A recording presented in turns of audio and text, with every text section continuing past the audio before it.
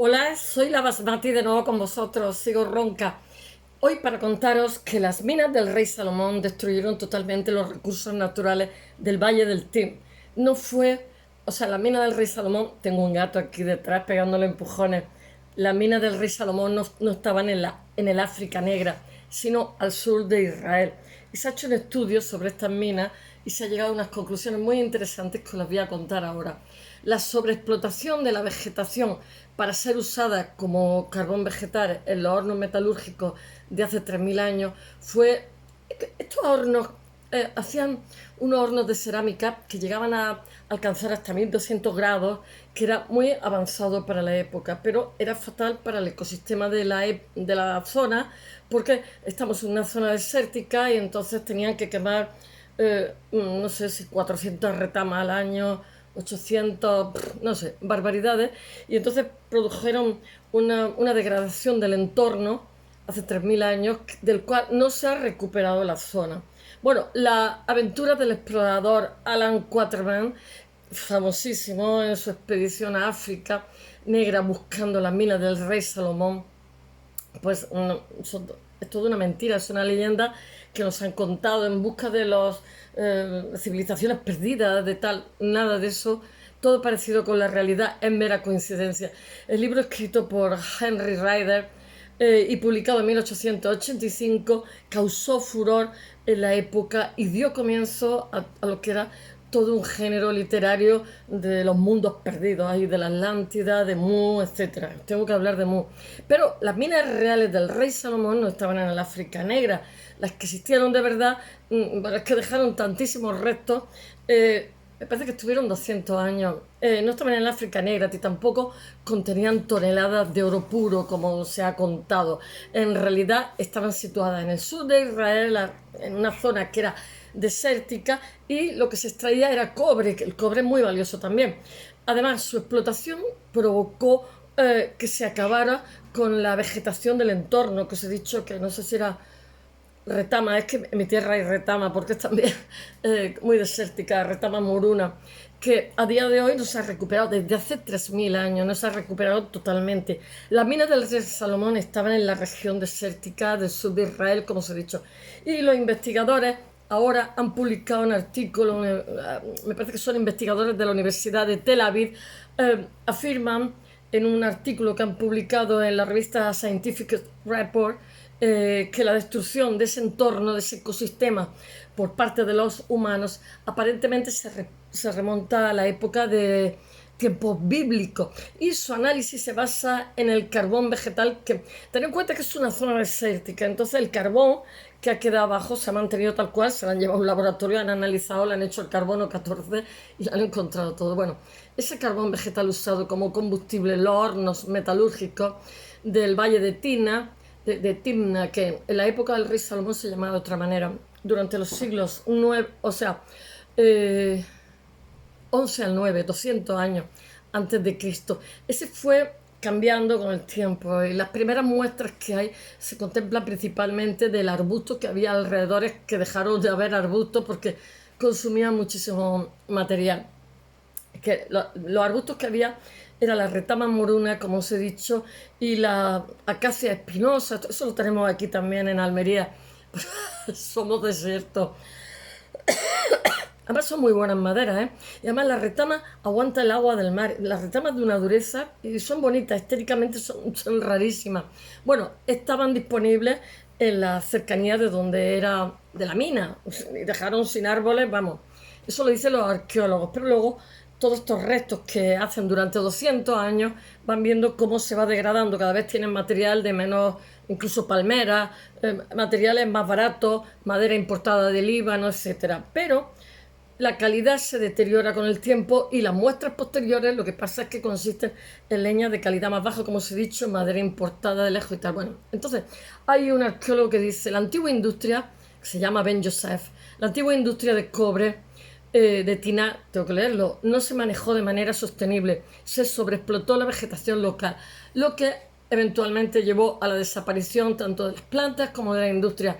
La producción de cobre no se renovó en esta región hasta aproximadamente 1000 años después, y y el medio ambiente aún no se ha recuperado completamente 13.000 años después. Me lo creo perfectamente.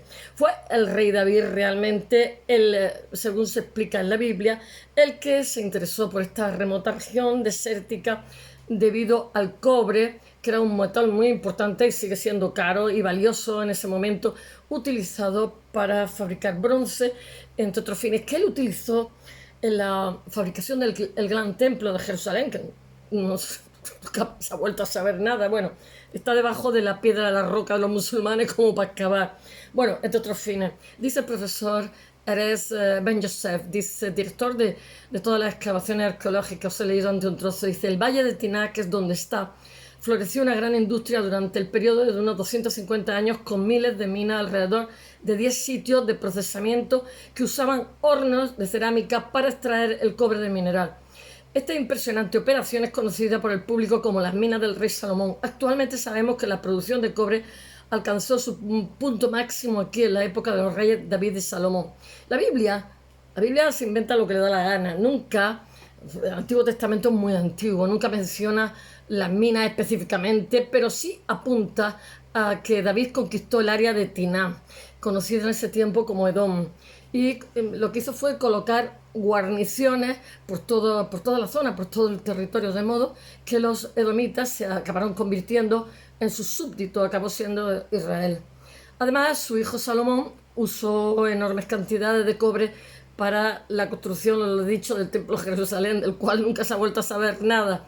Bueno, dice este arqueólogo, dice, solo podemos suponer que David se interesó por esta remota región desértica debido a su cobre, cuya industria estaba a cargo de los edomitas, auténticos especialistas en manejo. Su producto se exportaba a tierras lejanas, incluido Egipto, Líbano e incluso Grecia, pero la industria no era sostenible, algo que encaja bien con la ocupación por parte de una potencia extranjera dirigida desde Jerusalén. Bueno, la producción en Tiná era, la zona sur, era para la época y los herreros que lo procesaban el metal bastante avanzada, especialmente mediante la fundición en hornos de loza, como os he dicho antes, a una temperatura de 1200 grados, que eso es muy avanzado para la época, porque no alcanzaban esas temperaturas. Os conté precisamente con el hierro que no podían hacer cosas de hierro porque no conseguían, digamos, un horno fuerte, pero este sí, estaban bastante avanzados. Todo el proceso tomaba alrededor de unos 8 horas.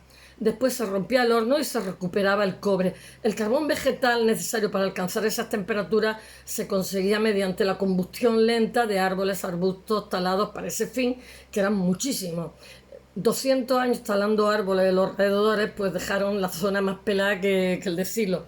Los investigadores recolectaron muestras de carbón bien conservadas gracias al clima seco del desierto, como os he dicho, de los montones de desechos industriales que había en las arenas que se mantienen en los sitios de la fundición.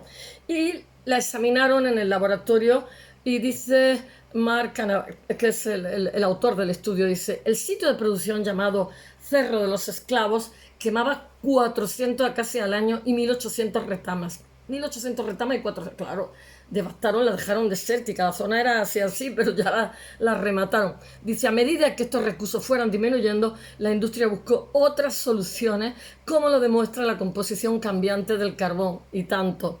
Bueno, el carbón de la capa inferior de los montículos, que data del siglo XI a.C., contenía principalmente dos plantas conocidas por ser excelentes materiales para quemar, que eran un 40% de árboles espinosos y de acacia y un 40% de retamas blancas, que es la retama moruna, que era local, incluidas las que tenemos aquí también son morunas, también son blancas. Y bueno, la brasa ardiente del árbol de la retama incluso se menciona en la Biblia como excelente leña, es buena madera. Eso en los salmos está. ¿Qué cultura más dudosa tenga? Bueno, 100 años después, a mediados del siglo X a.C., hubo cambio. La industria comenzó a utilizar combustible de menor calidad, como las palmeras, el busto del desierto.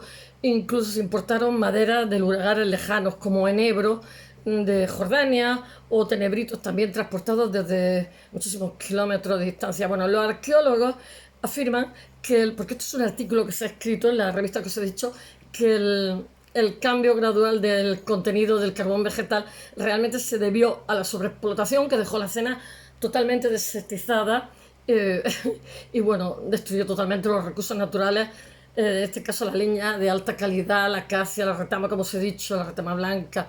Dice el arqueólogo Ben Youssef, dice, el transporte de plantas leñosas desde lejos no se probó rentable y finalmente durante el siglo IX a.C. se cerraron todas las minas, todos los sitios de producción, todos los hornos que tenía.